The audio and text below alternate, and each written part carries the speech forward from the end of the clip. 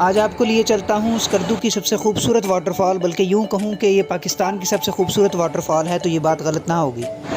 खामोश वाटरफॉल स्कर्दू के अंदर है और ये मंथोका के अंदर, इसको कहते तो खामोश वाटरफॉल है लेकिन इसमें खामोशी नाम की कोई चीज़ नहीं है। पानी में रात को मगरिब के बाद मछली धो रहे हैं और साथ हम ड्रम स्टिक रात को तैयार करेंगे।